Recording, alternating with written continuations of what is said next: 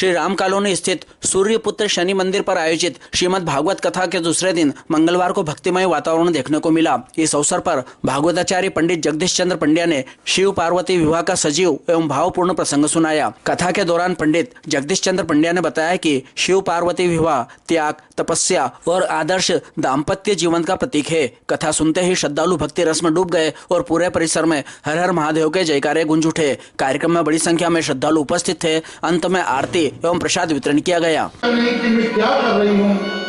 एक पति का अपमान, एक गुरु का अपमान, और इतना ही नहीं, तुम जो है अपमानित भाव से अपमान कर रही हो, झूठ बोल रही हो। भगवान ने सोचा इसकी आयु 87,000 वर्ष की है, इसको त्यागूंगा तो भी ये मेरे लिए श्रेष्ठ नहीं होगा, क्योंकि विवाहित स्त्री कहां जाएगी।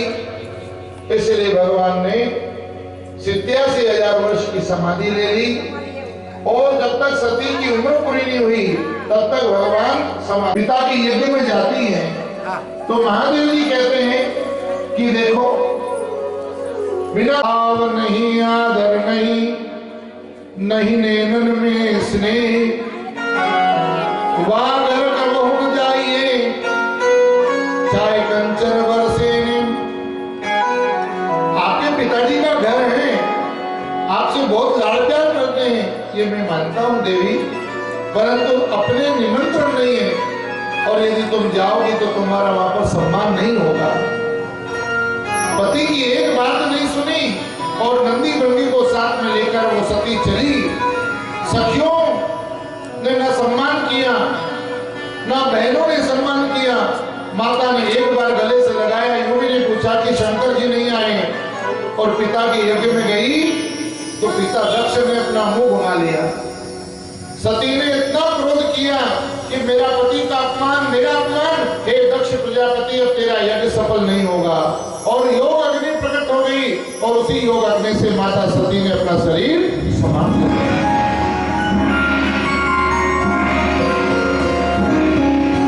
बाबा सुखदेव जी कहते हैं कि परीक्षित, जब सती ने अपना शरीर त्याग दिया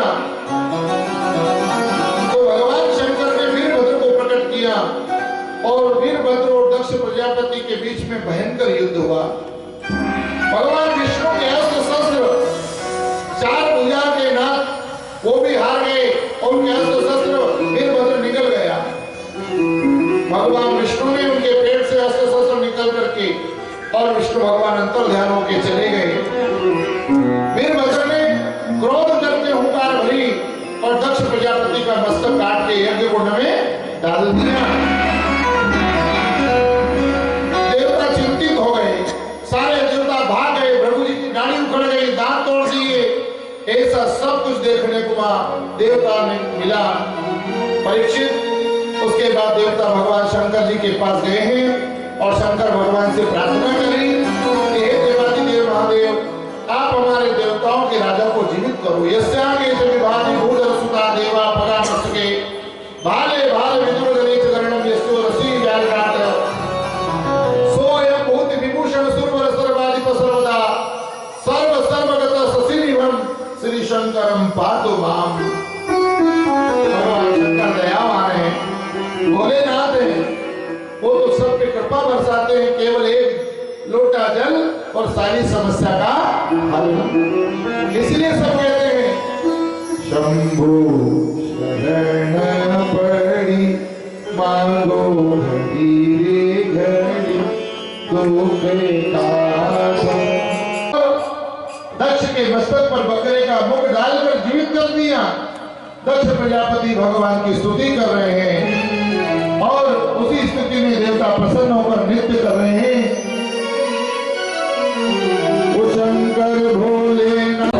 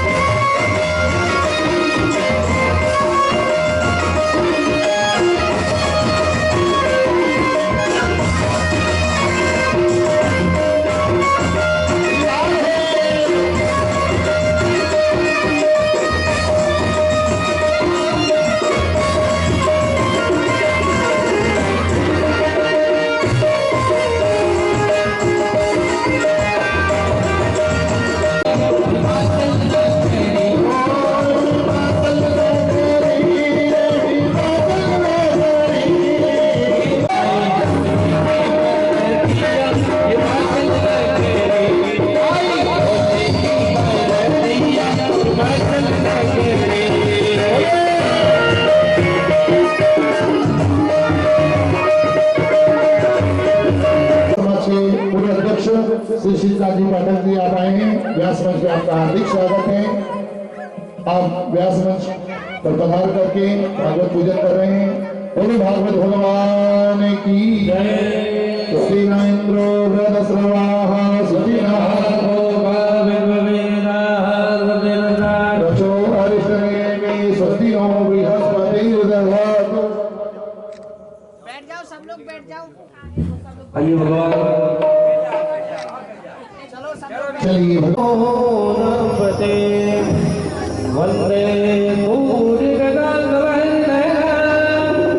वंदे मुकुंदप्रिया वंदे भक्तजनाश्रयं वंदे शिवं शंकरा। महादेव जी को पहले पार्वती माता रखना मंगलाय तनोहरे